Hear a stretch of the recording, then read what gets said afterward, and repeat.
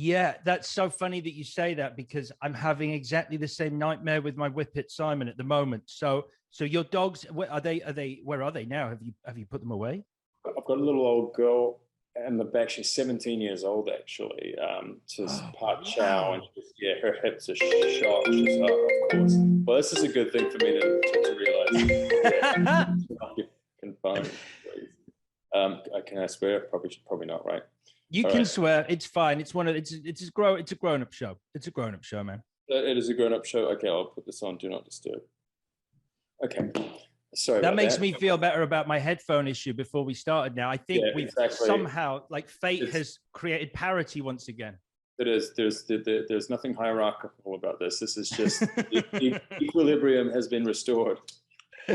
So your dog is 17 years old. So That's one of them, crazy. yeah, and I got a 7 month boy, and he's just racing around the property somewhere, like probably just digging up another tree or eating another outdoor pillow. How I old did came. you? What's that, mate? How old did you say he was? 7 months. He's a 7 months. husky. Yeah. Wow. I don't Wow. recommend them. I don't. Like I love my dog. I'll do my best to be a good father to that dog as long as he's around. But my God, like there's just so many. There's the pros are so wonderful. There's also some significant cons. Like they look ferocious, Mm. but they're not guard dogs. They're like they kind of love people, and they're like you could you know, you could commit quite an act of theft with huskies guarding the house. Um, Oh they're man. sweet that he won't poop or pee on the walk. Like so everything's at home. So basically my backyard is his toilet.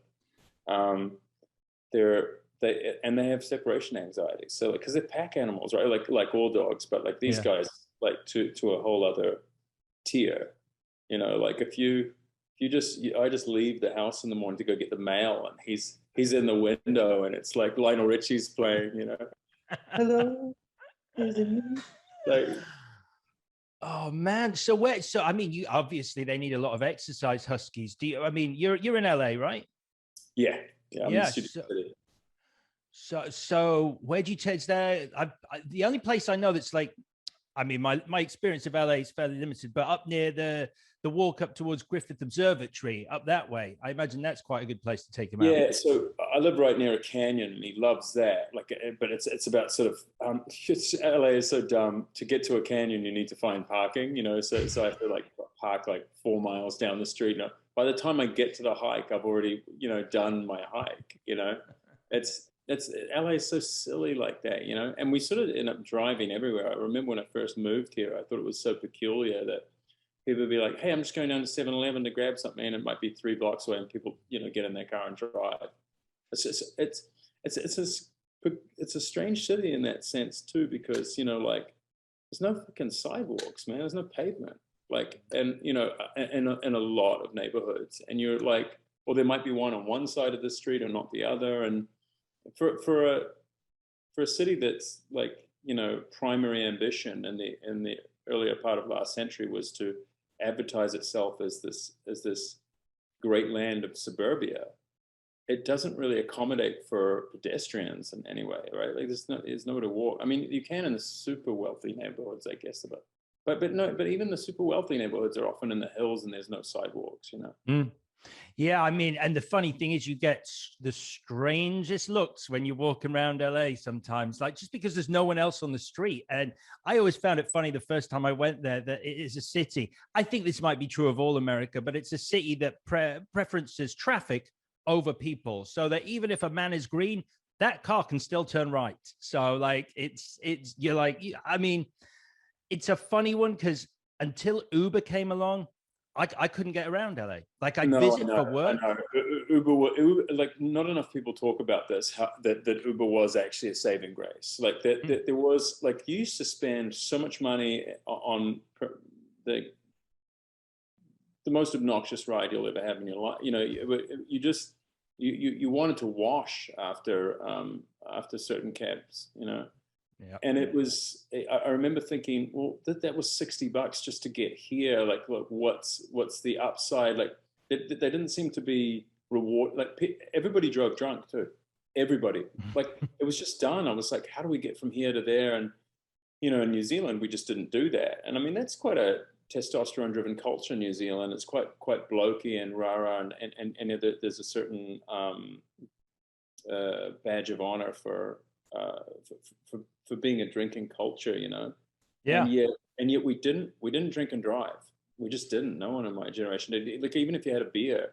But when I came to the States, I was like, how do we get around? People were like, well, we're just driving to the next place. And we would have had like 4 or 5 drinks, It was just that was what was done. Well, yeah. I mean, I've been in cars in LA where people are like, yep, we're going to go. And it's like, but I think part of it is the geography of the city. So you go to a bar for a drink and then people are like, should we go on somewhere? And you're like, hell yeah, let's go on somewhere. And they're like, cool. It's about 40 minutes away down the road. So we're getting back in the car. That's the thing, isn't it? Like, and so you want to almost pick your spots. Well, the problem with LA is that it's the only major city in the world, I think, that doesn't have a center. Like it didn't, I mean, they tried at the beginning of last century. I mean, that was where all the studios were going to be, and then guys like Chaplin and said, no, we're going off into the valley because we get way more space for way less money, and they started building, and then of course it was just a sprawling exodus,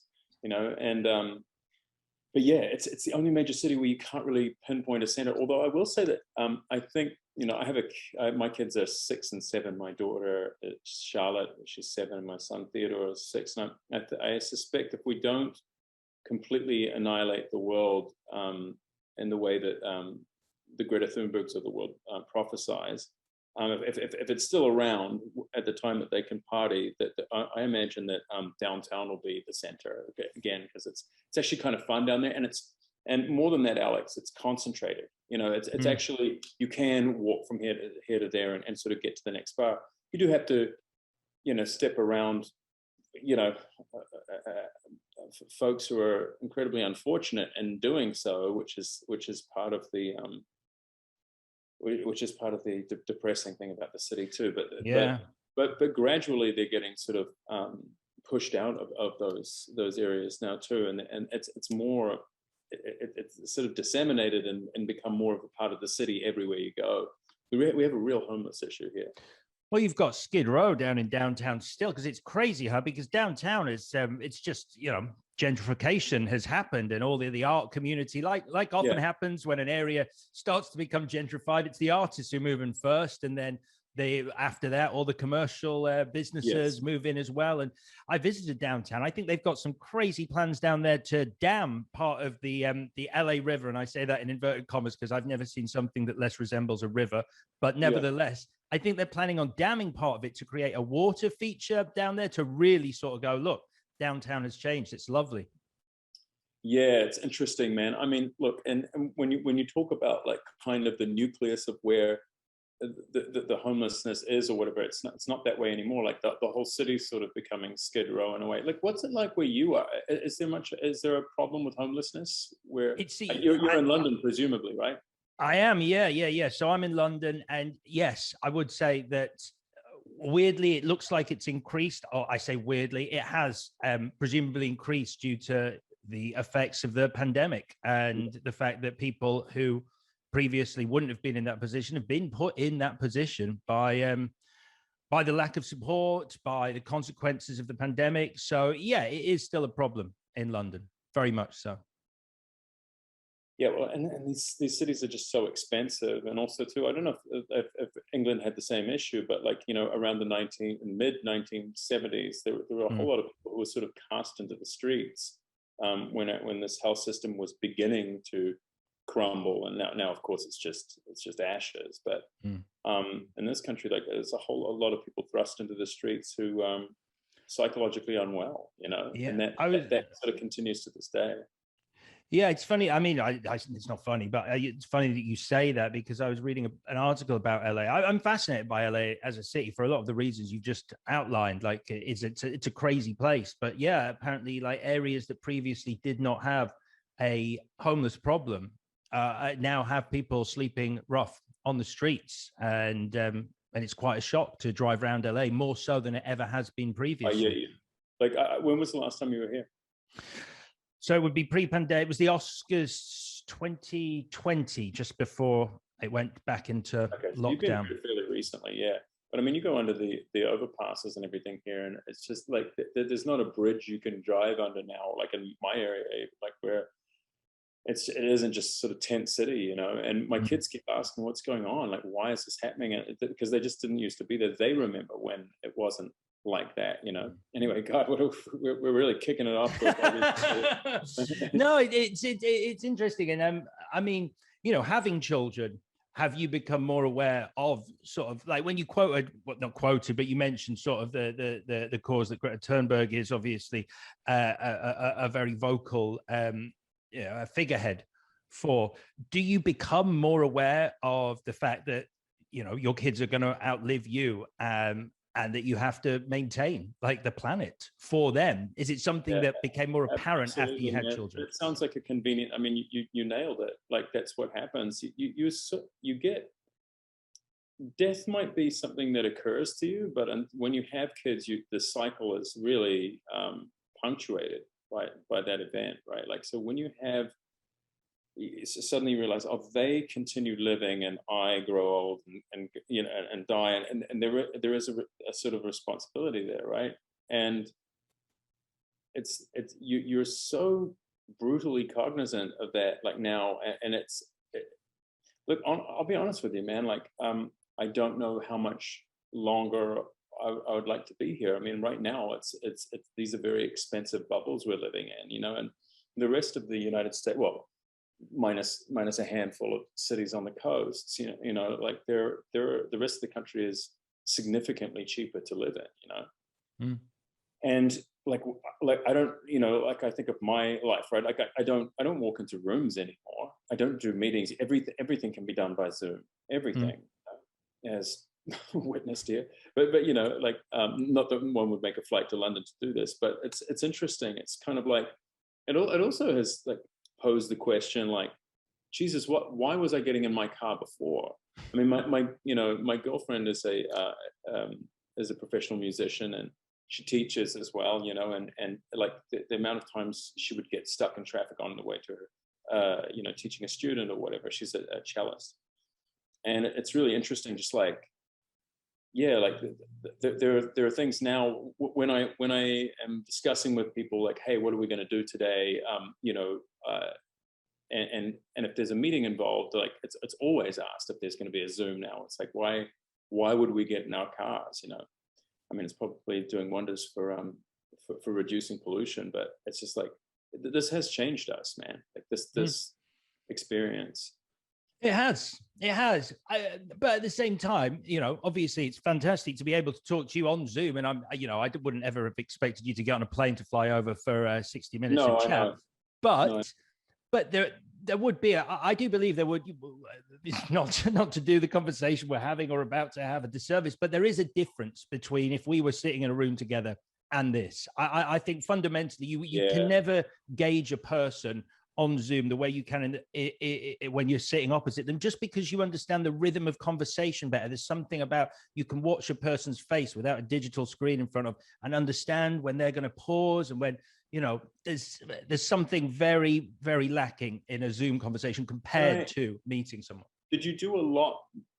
You know, I don't know the origins of like I've definitely heard of you before. Oh, thanks. Did you no, it's just, you know, it's the way it worked out. But did you do a lot of in-person stuff before this happened? Yeah. I mean, I did not know how to use Zoom before this happened. So yeah, this is all new to me. And despite the fact that I couldn't get my headphones to work at the start of this interview, I am now a competent Zoom user. However, I miss in person. I like in person. I mean, I don't like the formality of in person, you know, because obviously if we were meeting in person, there were, you know, you'd be here promoting something, there'd be all the hoopla around that, people with clipboards, you know, timings and all the rest of it. We wouldn't be able to have the chat we just had. But it would be nice to sort of sit down with you and have a conversation. No, I totally understand that, especially in your line of work, and you know you require a certain set of skills. I'm making me sound like Liam Neeson. And I don't mind that. I won't lie. Yeah. It's the only time in my life I've been compared to Liam Neeson. Yeah, no, but yeah, that for you, you're able to discern like what's going on, how it's moving along, whereas this can be slightly deceptive, and people are just in their own universes. You know, I mean, my phone went off just now. It's only a matter of time before my dog scratches the living fuck out of that door behind me. I've seen him. It's almost like a horror movie. He keeps appearing at the window. Oh yeah, he's the shark in Jaws. Yeah. But for you, I mean, have you shot anything during the pandemic, or have you been quiet? A few things, and it's and it's been very controlled, and I shot in the very beginning of lockdown, and that was just like walking into a surgical procedure. Like everybody was gowned and visored and masked, and you didn't take anything off until the last possible moment that you got into to shoot your stuff. Now it's a lot more relaxed, as a consequence of the vaccinations and stuff. Wait, I need to ask you a question. Has it become as heavily politicized, the vaccinations in England as it is in the United States? Because there's a real division here in this country, like in the strangest way that it's become sort of partisan, and as if the conspiracy theorists are like out in force, and actually a lot of people now I'm talking about that from the conservative perspective, but on the liberal front, there's just a lot of people who are younger and like particularly young folks who just don't give a shit whether they're carriers or not. I don't know what it's like in England. It's exactly the same.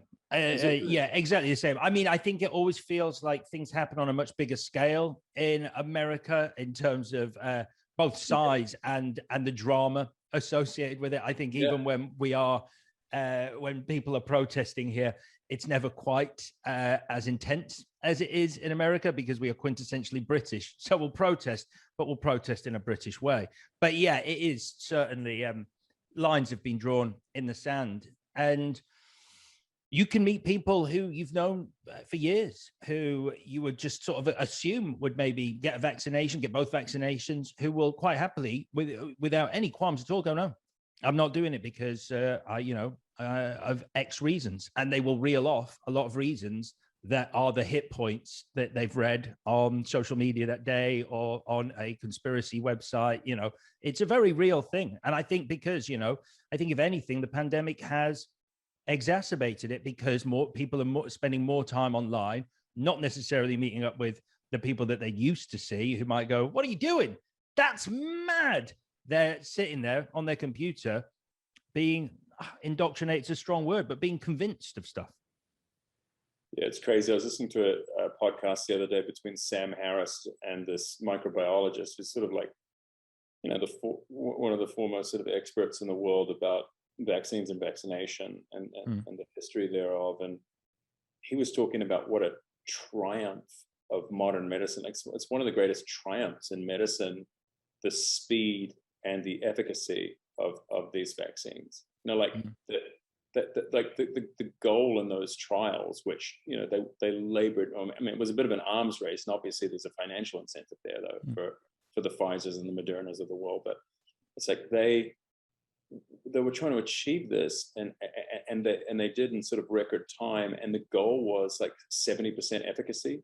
The fact that you have these vaccines at 93 and 95%, like it's insane, and that countries are quite literally like, on bended knee, like begging for vaccines.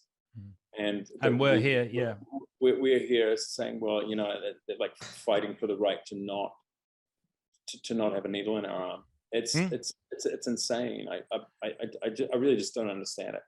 And have you got because it's quite a weird thing to talk about it in the abstract sense, these people who and this, but have you got friends who've said, I'm not up for this? Have you spoken to them, or does everyone are they on board with the idea of saving the planet? Everyone I know. Yeah, I got the Johnson & Johnson, the one and done. I was fine for about 36 hours, and then I just had to go to bed. Like I was like, oh my God, I was wiped out. But it was I mean, like the army here in the US were really amazing. They'd sort of mobilized at a local, at a, not a college campus, but like I don't know what you call it, like a community college campus, like nearby.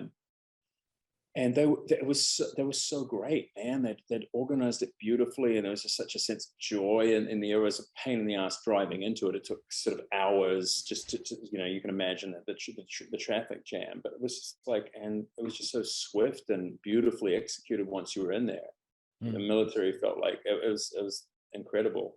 But yeah, it's been a real, and of course in the state that I live in, you know, overwhelmingly people are getting the jab, but you know, the middle states in the south, it's become more problematic. Talking about LA, and I mean, you do live there. We were a little bit down on certain elements of the city, but it is your home, and I think fundamentally you do like being in LA, or are you over it? Well, so it's the only place that I've ever considered as home, Alex. Honestly, like when I was a kid, you know, I moved from Canada to New Zealand when I was almost 5, and I just always felt, you know, like a foreigner, even though, you know, I essentially grew up in New Zealand, but I always felt just a little uncomfortable there. New Zealand is gorgeous, don't get me wrong, but I sort of grew up painfully aware that it was, you know, it had a real provincial sensibility, which is sort of part of its charm. That sounds incredibly condescending, but it's very small. It's very separated from the world. God, and you know, in the midst of all of this, in the midst of like what looks like a burgeoning apocalypse, you know, there's nowhere else in the world I'd probably rather be. But well, you're not alone there, though, are you? Like, you know, no, it's, I mean, that country is, you know, if you'd want to be anywhere, it'd be there.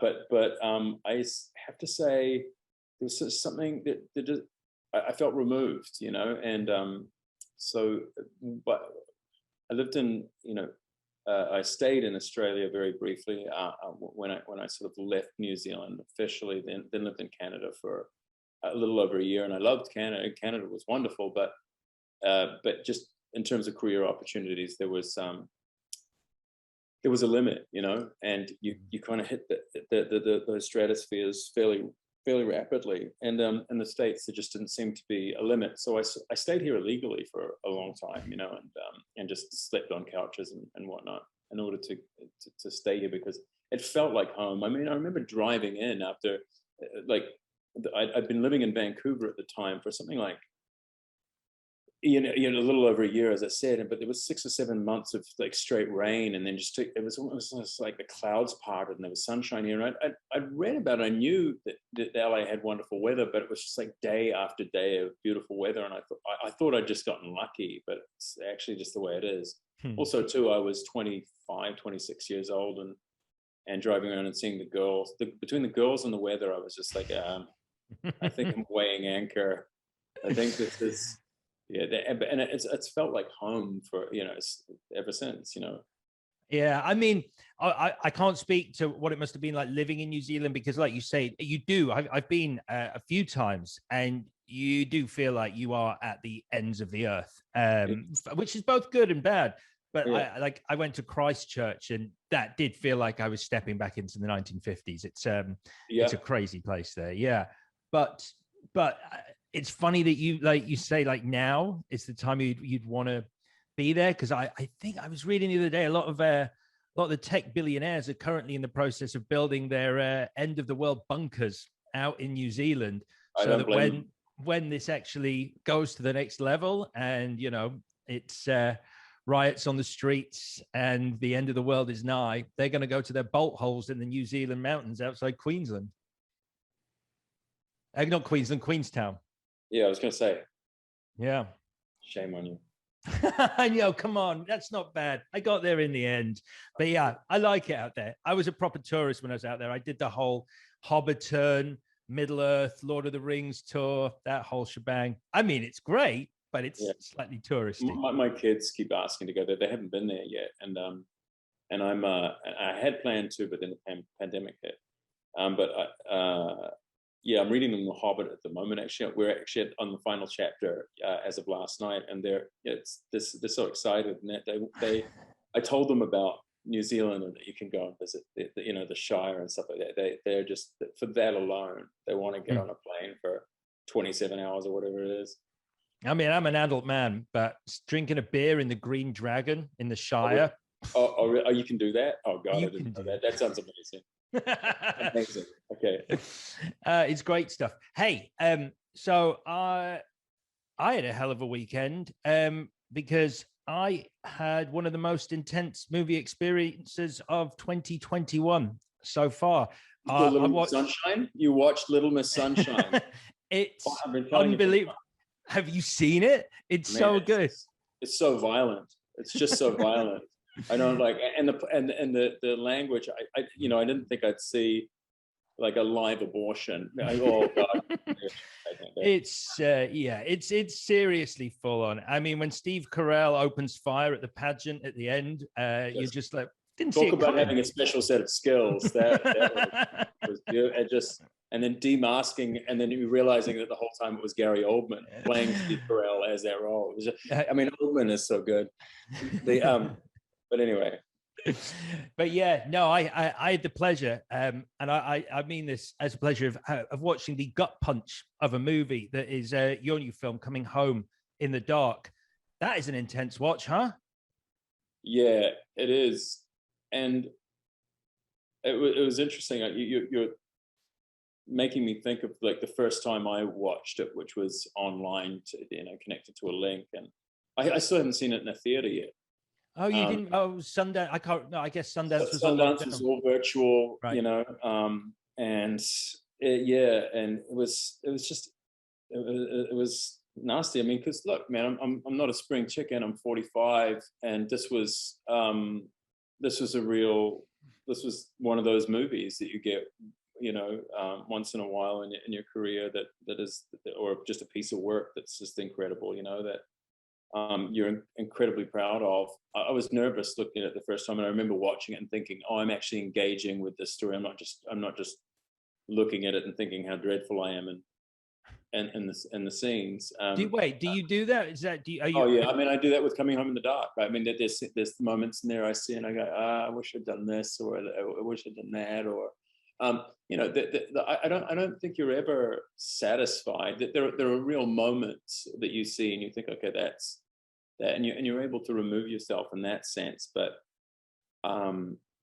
it's the more you know about filmmaking and the more you're part of the process, the less you're able, I think, to enjoy what you do. But it's a testament to the film's power that I can watch it and get engaged. And I think, I mean, I'm very, very proud of that film, and I loved working with James, and kudos to the New Zealand Film Commission for making that movie, because it's just defiantly challenging to an audience.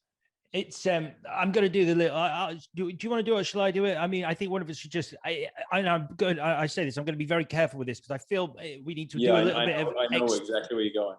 Yeah, I want to explain to everyone what the film is without giving a single thing away, because part of the joy of watching Coming Home in the Dark is the slow unraveling reveal of the mystery, let's say. But on the surface, I'll give it a shot, and then you can jump in if you like and tell me that there is a little bit more we can say. But it's about a family who go hiking and come across two strangers of a relatively unpleasant variety who then proceed to kidnap the family.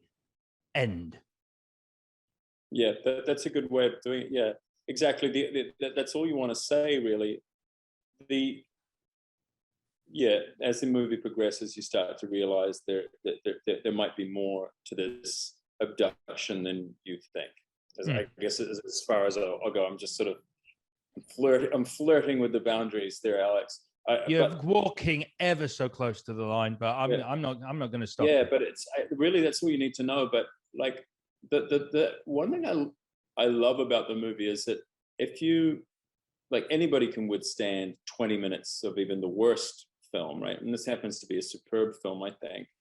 And by the time you're 13 minutes deep, you have a choice, 13, 14 minutes in, you're like, okay, I guess I'm in. Like you don't have a decision. It's just locks you in, and there is no turning around. And I don't think I've seen a film quite like that in a very long time. If I have, I mean, I remember watching Irreversible for the first time. Yeah, Gus Van Noy's film, you know, and which hits with the same kind of impact, you know, in a different way. And once I realized what I was in and what we were like within that first, I would say 5 or 6 minutes, I was like, oh, I'm in. You know, this is I walked into a nightmare and I can't turn around. And that's the last time I felt like that with a movie. But Coming Home in the Dark it's deceptive, our categories too that we give to films, because we've named this film as, it's sort of described as a horror or a thriller. Yeah, I saw that. I was going to bring that up with you, actually. It's, I think people call it a horror, a psychological horror, which I don't think does it justice, because there are some big themes at play that, again, I don't really want to get into, but I guess to keep it as loose as possible, there's a fascinating conversation about whether inaction to prevent something bad happening is as bad as the action itself, which I think... Yeah, if you're an observer or a witness to something terrible, does that inculcate? Does that make you? Are you complicit? You know, in the crime? And that's the question. I mean, and that's the thing about James and Eli. You know, is that like the writers, like, you know, they took the short story and they, I think, for the purposes of film, certainly made it far more rich and diverse. That wasn't the question that was asked by the book, which is tremendous in its own way, and it has its own statements, and those themes are maintained within the movie. But this piece of work belongs to James and Eli. You know, like it's not. You know, it's not the same animal. And I love, and nor would James ever make a movie that was strictly a horror. Like, he reads a lot of horror, but he's most fascinated by people who use that as a device to talk about what their thoughts are on the world. Like, you know, he reads. I don't think I've ever met anybody who reads as prolifically as James. I mean, I'm talking about good and what I would consider kind of average stuff. You know, he's amazing. He's a machine, but he's really into thematically things that, that's sort of what I love about the film. It really asks you questions, and it doesn't necessarily answer them all for you. You know, it doesn't. No, it doesn't spoon feed you, and it expects you to be intelligent. I'm really curious to see how what the reaction will be to it. You know, I know that one thing that's pleased me is that even people who haven't liked it, which has been amazingly kind of rare, they're almost angry or embittered or something, you know. And for me, I'm like, good. The movie's living with you. Like, for me, if you ask me a film that I saw even sometimes I'll be like 15, 20 minutes into a movie before I realize I've seen it before, and it's just that forgettable, you know. The mind has a way of dispensing with that which does not move it, you know. And you cannot watch this film and forget it. I don't care if you no, even if you believe you hated it, which to me is a beautiful effect that a piece of art can move you that much. But even if you truly believe you hated this movie, it will live with you. Like, there's just no question. You won't ever forget this movie. No, not at all. I mean, I watched, you know, for work, I had about 6 movies to watch this week, and it's the only one I still am thinking about on Monday morning, which is a good thing. I think you're right. I think there is the potential, because there is a certain ambiguity to it, that some people might go, oh, I need my definite ending.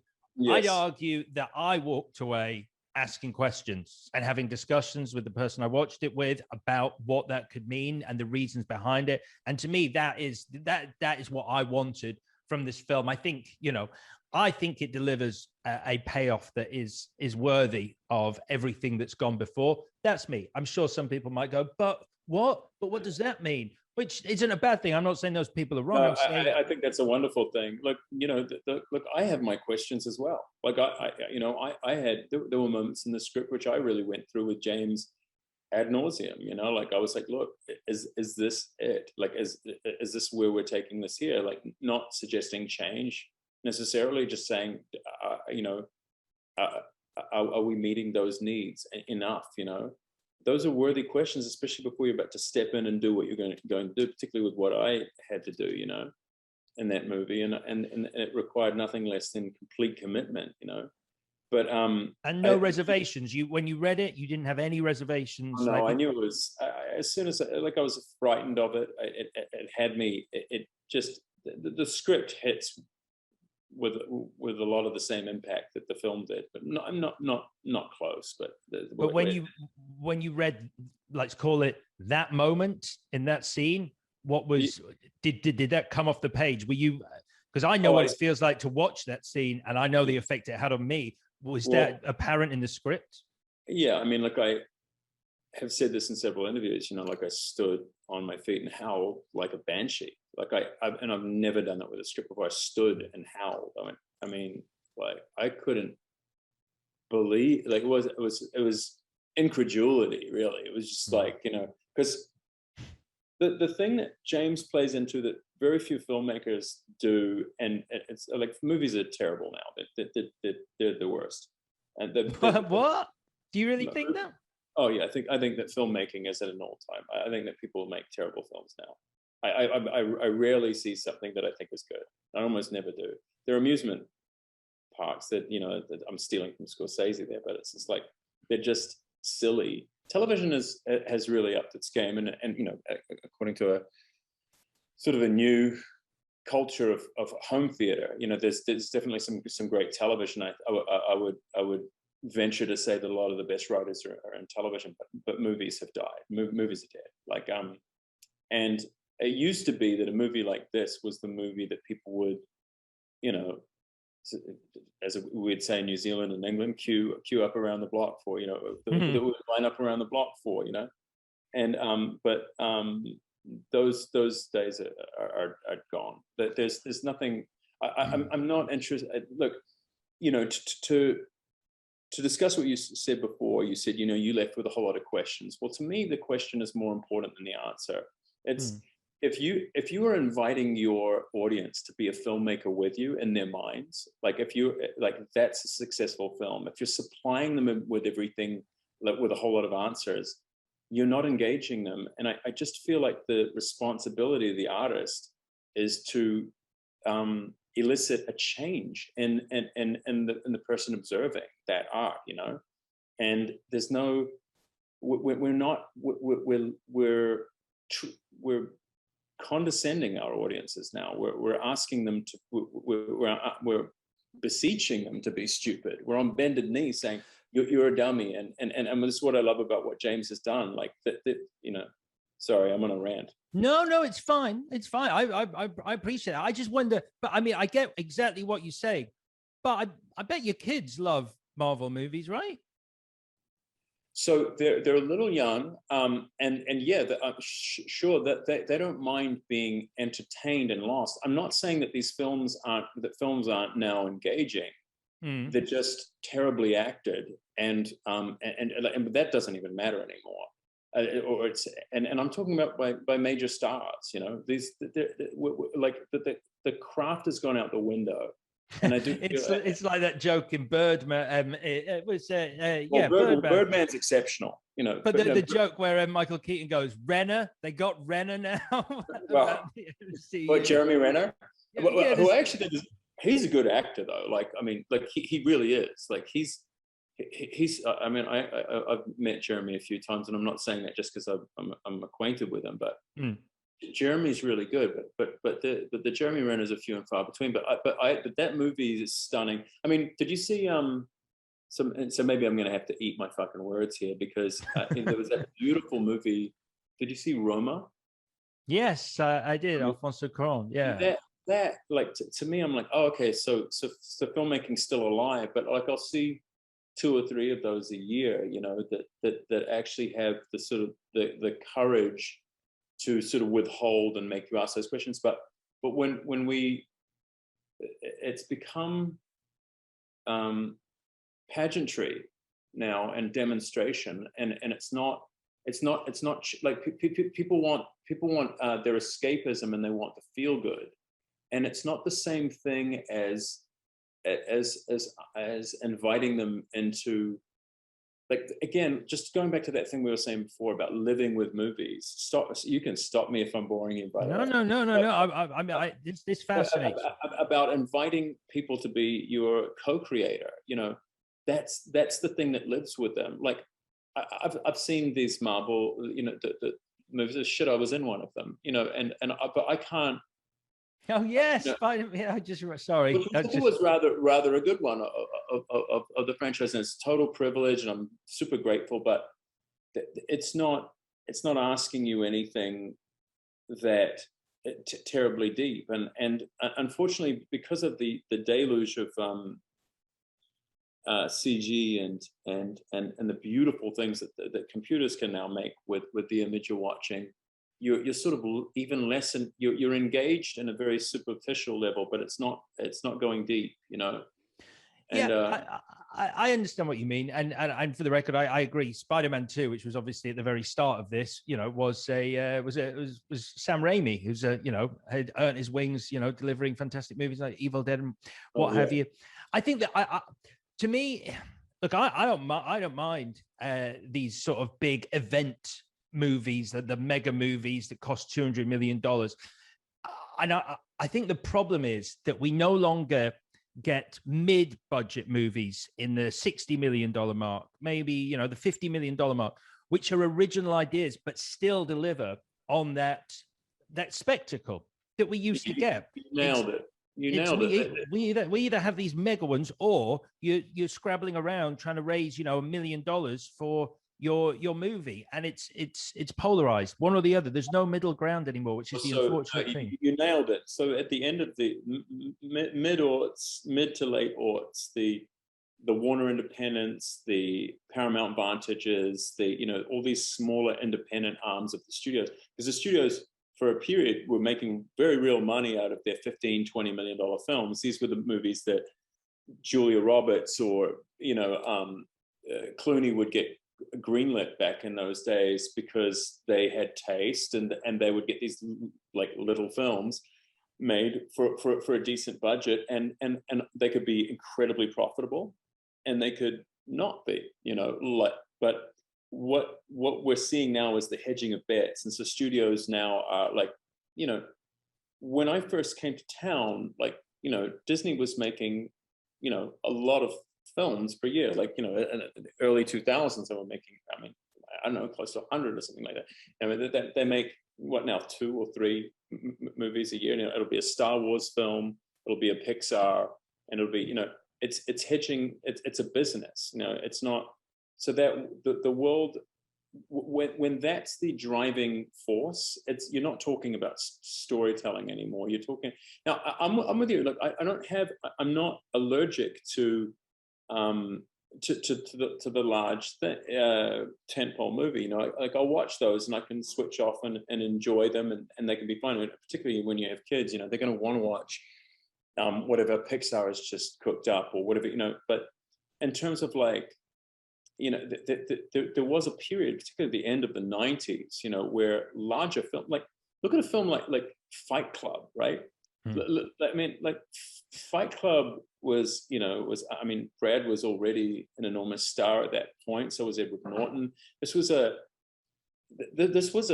quote unquote tentpole, but it was really, there was, I think it was the same year. I want to say it's the same year as Three Kings, and and I believe Magnolia came out that year, and like you had these stunning, like gigantic films with incredible casts that left you like, and just like I still, like who doesn't think about Fight Club? Like it pierces the social consciousness. We haven't made a movie quite like Fight Club since it was around. Yeah, I mean, I fundamentally agree with you on all those points. I think Fight Club is it's kind of unique. I don't think even if we were still making movies that I think Fight Club costs around $60 million. I don't think even if we were making movies for around $60 million based on, a Chuck Palahniuk book.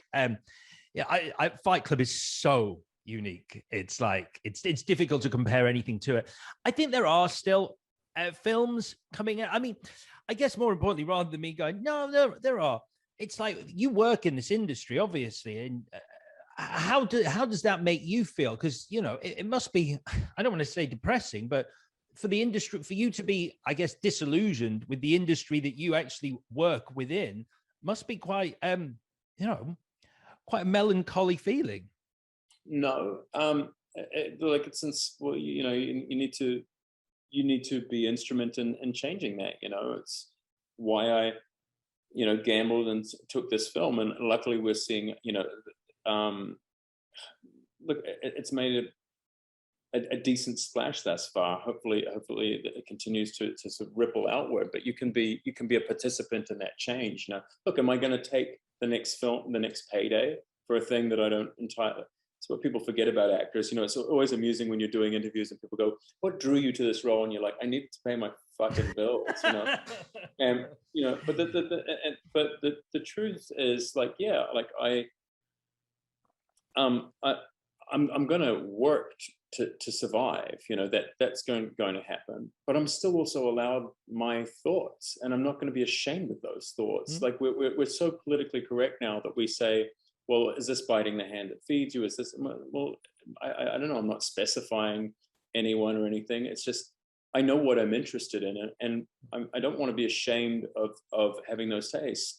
I do also think it's important, like I'm writing something right now, which I'm happy to get into development later, which is, and the first thing I think of when I sit down to write every day is what can I put down today that truly terrifies me, that is something that I've never seen before, and because that's really the only place that for me, I'm not saying that everybody else has to have these thoughts. I'm saying, I'm again, all of this is personal, that I think that, do I think that it's depressing that I can't go to a movie theater and I'm not sitting with a packed house in front of the equivalent of Last Tango in Paris? Yeah, of course I do, man. Of course I find that a bummer. That the Romas of the world aren't nearly held as in high regard as like Avengers Endgame. Sure, like I wish it was a slightly different world like that. But there's always going to be outliers, and there's always going to be the movies that are obscenely popular. But you have to be, to my circuitous way of answering this question is, look, just what am I, like, the question is always like, what am I going to do to make that change? Because I'm definitely going to make other commercial things. I've got to survive. But I also want to make certain that every day I'm taking at least, one measured step towards the transformation that I'd like to see. And that's great. I mean, I don't know whether you've been writing between now and Broken Kingdom, because I remember reading about what an experience that was for you. Unfortunately, I will say this: I can't get Kingdom Come in the UK. It's not available in the UK, but I am desperate to watch the documentary, just in case anyone doesn't know, the documentary about you for 5 years trying to get your film Broken Kingdom made, which I have seen and I really enjoyed. I think that's a great film. Thanks, man. I appreciate that. We did that on shoestring. Like, I mean, but it doesn't look like it at all. It's a gorgeous looking film. Look, it's also has its flaws too. I'll be the first one to say, like, I it's far from perfect. I looked at when I haven't looked at the movie in about 7 or 8 years, and I'm kind of frightened to be honest. But it was also my first movie, and I learned so much. I was very blessed in that, closely following that, I got a whole lot of work, which meant that I couldn't do stuff for basically a decade, and now I'm in a position where I kind of can again.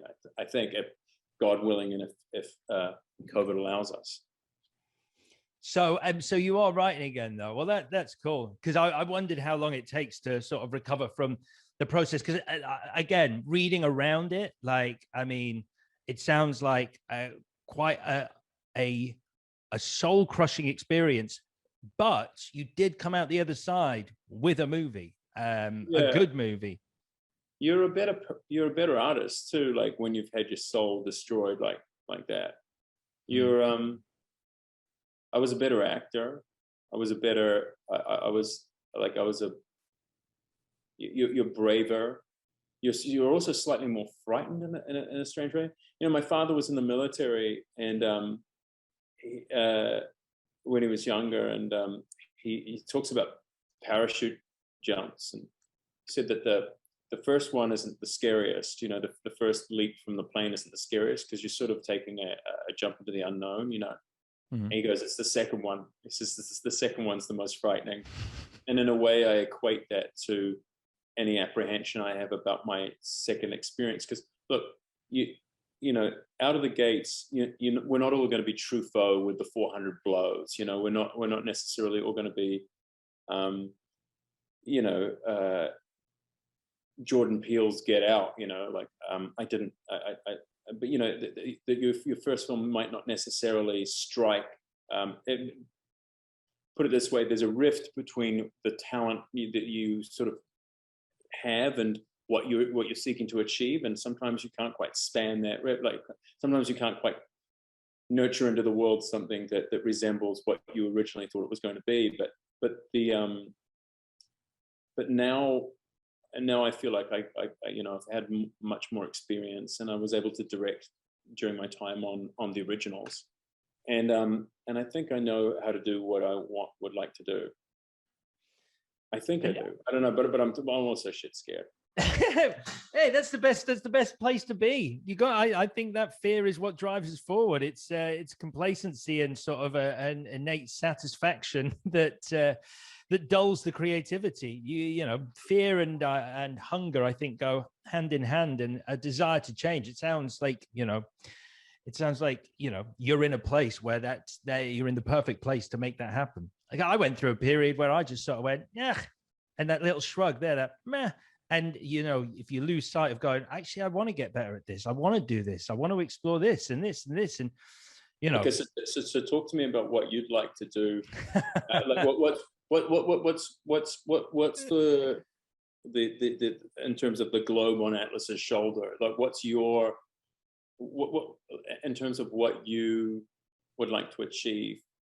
Would it be an iteration of this show into something else? No.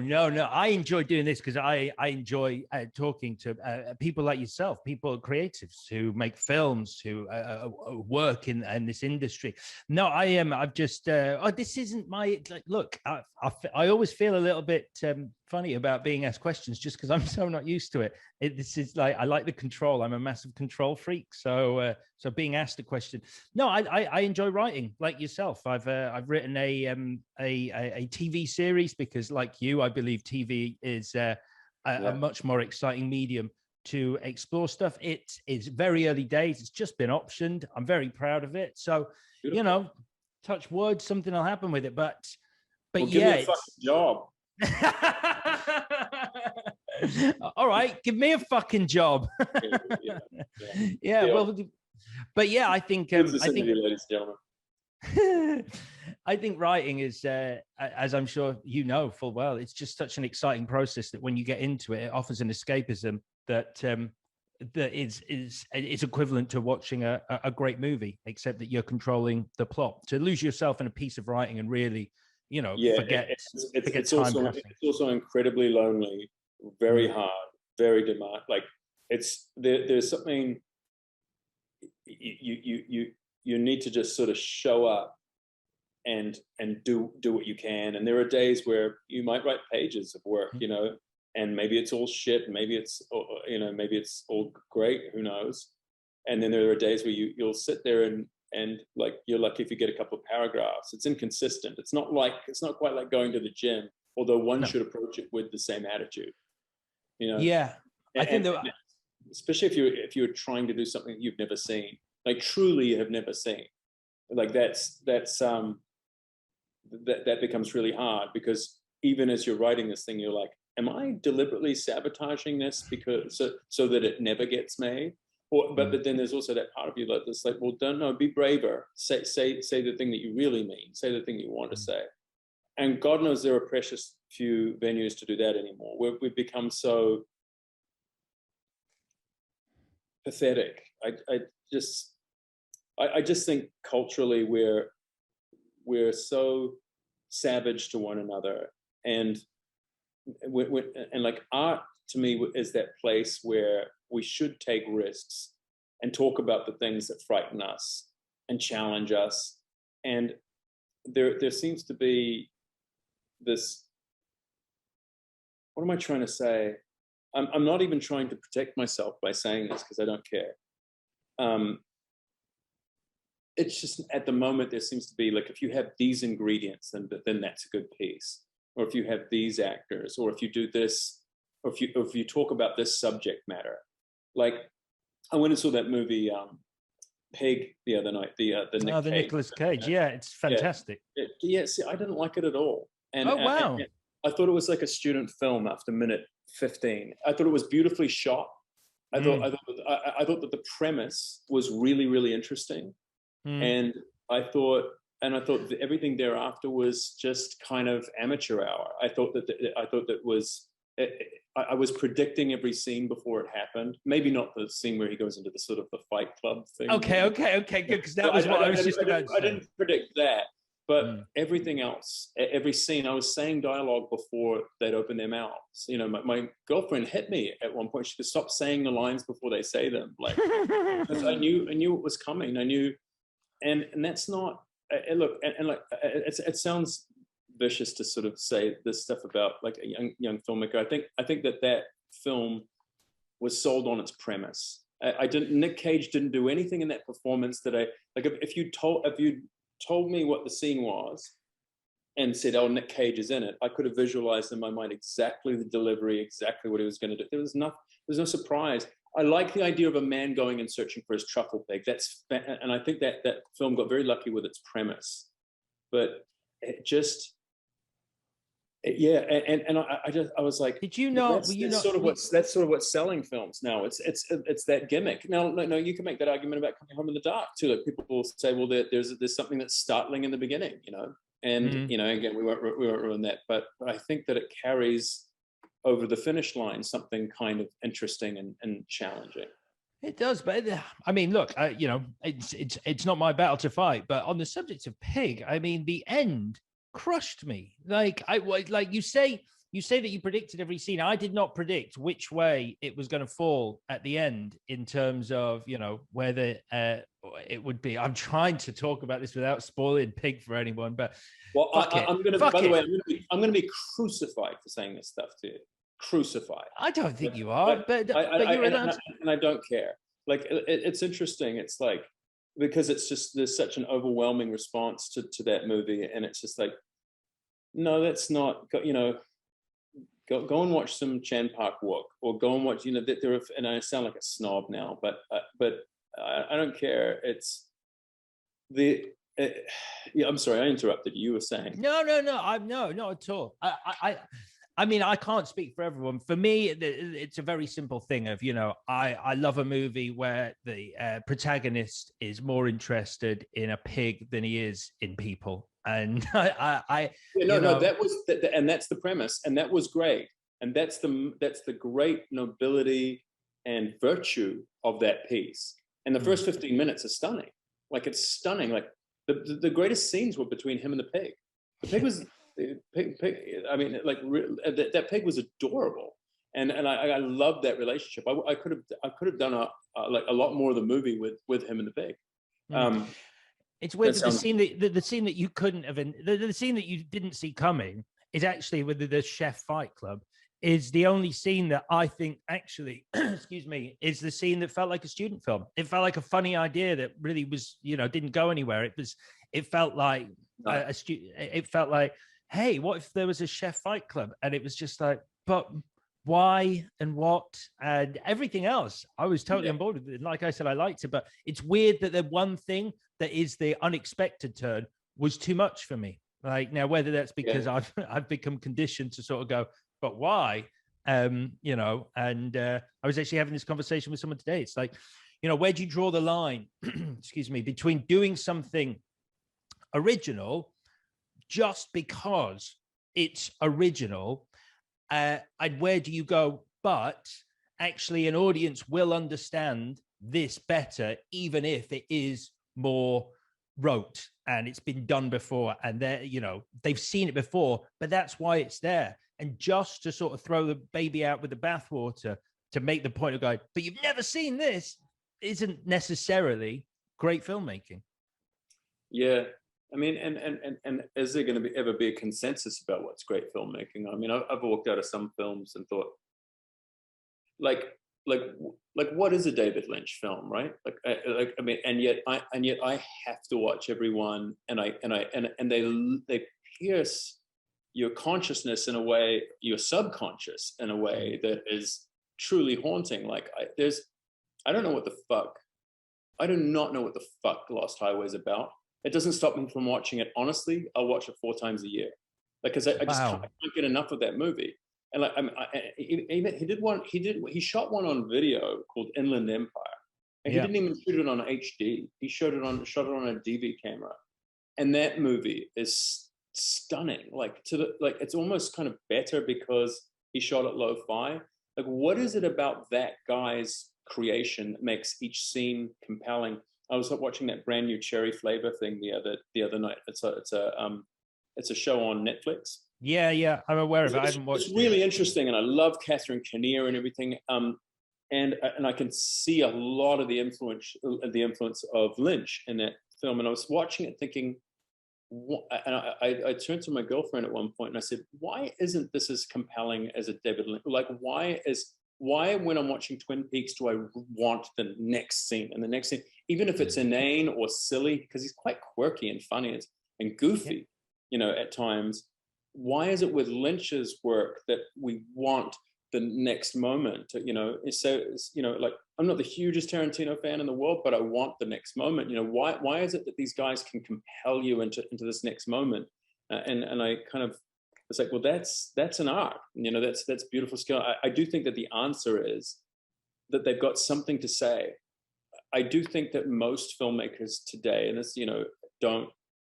Bergman said this at the end of his life. He said, like, he was talking about young filmmakers from his little island of Faro off the coast of Sweden, and he was saying, look, I see a lot of these aspiring filmmakers and young filmmakers, and he goes, they can do things with a camera. It's positively gymnastic. I can't do the things that they can do, and they're beautiful, and some of them are visually more talented than I have ever been, but I always felt like I had something to say, and he just sort of leaves it hanging in the air there.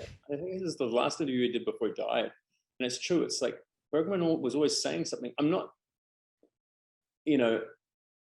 we can always sort of superimpose what we're saying about the world onto things afterwards. I mean, I heard Guy Ritchie the other day doing an interview with Joe Rogan, and yes, I was listening to Joe Rogan. I was curious to hear, and Guy's incredibly charismatic and enchanting, and he was talking about storytelling, and I was thinking, that's interesting that you're this deep. Like I didn't, because, and I guess I'm of the generation where I saw sort of Lock, Stock, and Snatch, so clearly I need to watch some of his films as he's matured, but it's interesting, his philosophy, his approach to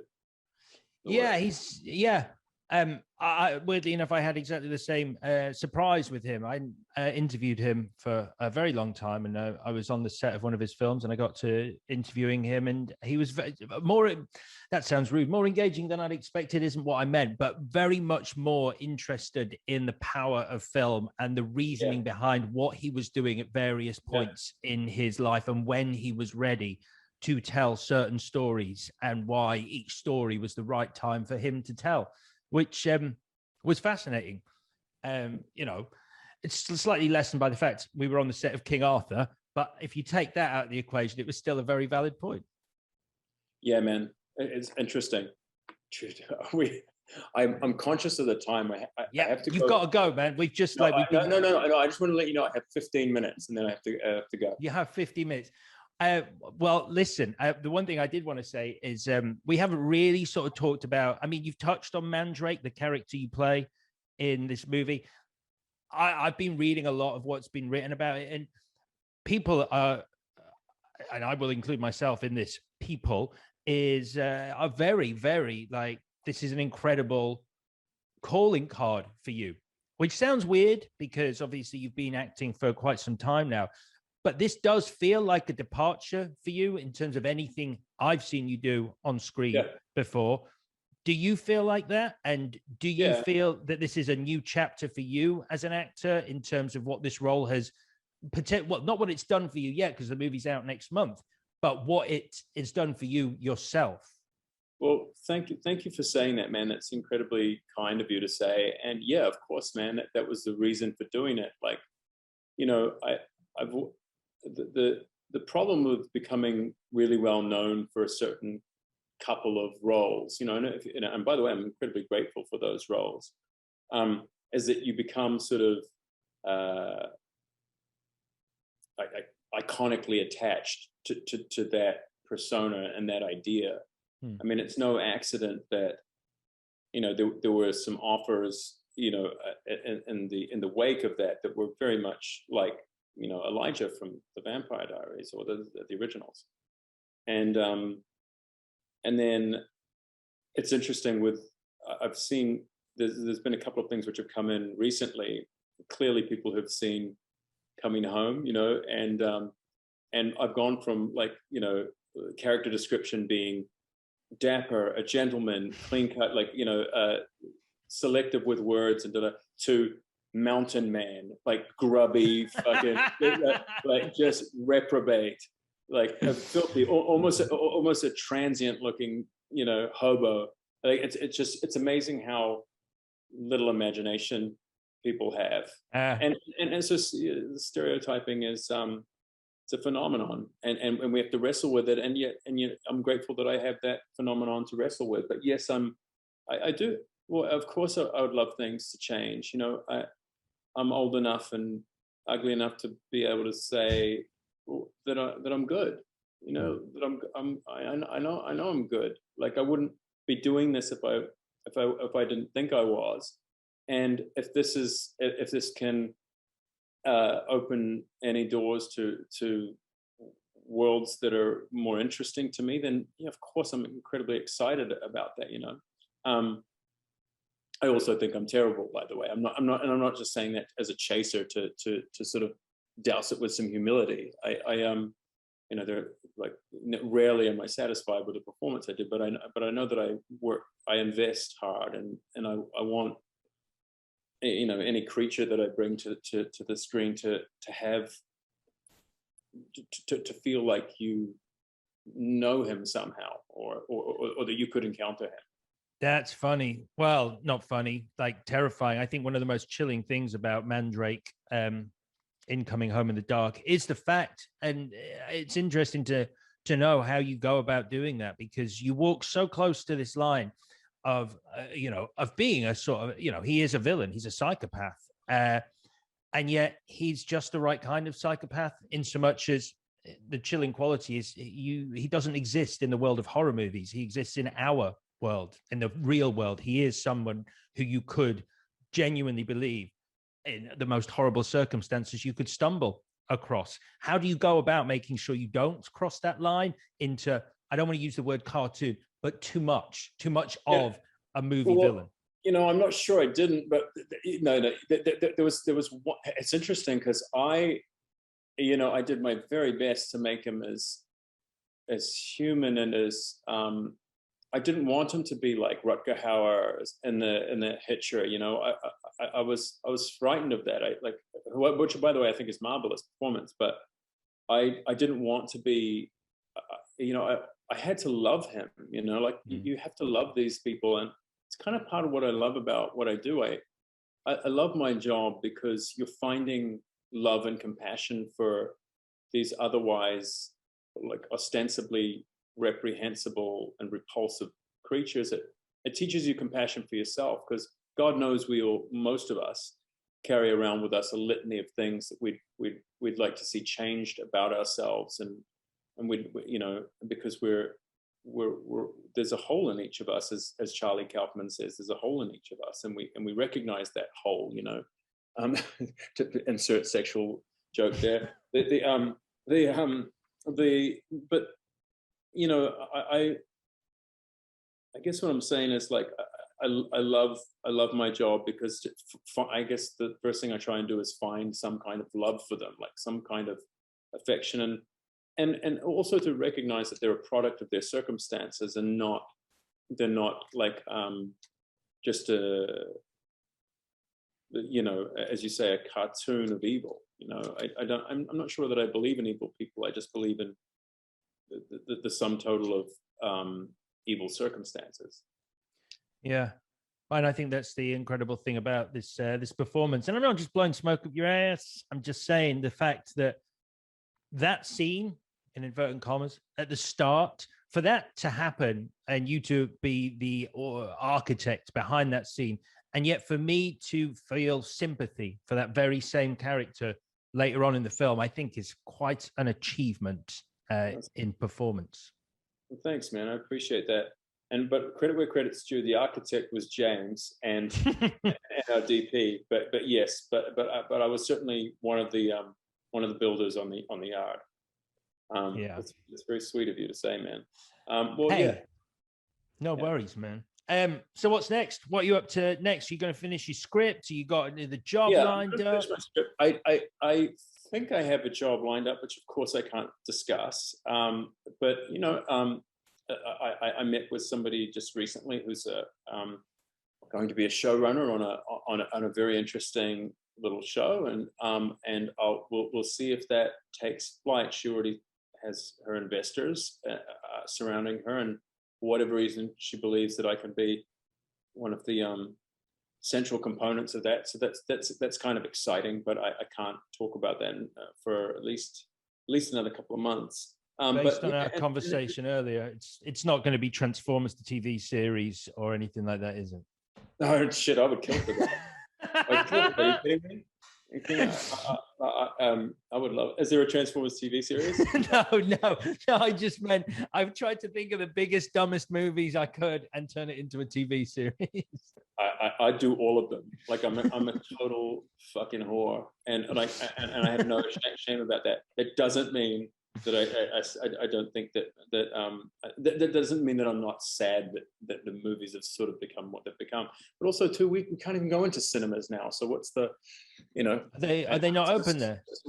Well, no. I mean, you know that they are open. They are open here. That there's obviously like distancing rules and things like that. You know, but yeah, it's just, you know.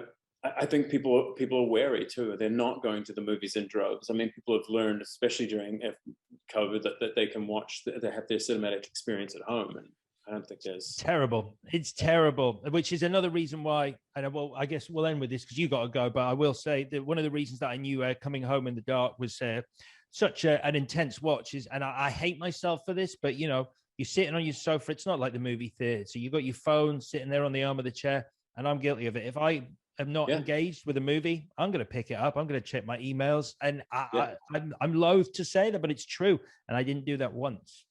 Not once. Oh, that's good. That's good to know, man. It's good. Yeah, it's pretty impossible after the scene. Hey, man, thank you so much for taking the time to talk to me, man. It's really, really incredible to talk to you. Oh, thank you, mate. It's been an absolute pleasure talking to you. I've really enjoyed our chat. It's been lovely. And I wish you all the best with your writing, with your acting, and congratulations again on the film. It is, it's a must-see in my book, out in October. Thank you so much, buddy. Hello, Alex here. Thank you for watching this video. I hope you enjoyed it. If you want to get in touch with us at all, for any reason, you can find us on Twitter and Instagram at JTFpod. And don't forget to subscribe to the full audio podcast on Apple, Spotify, or wherever you get your pods.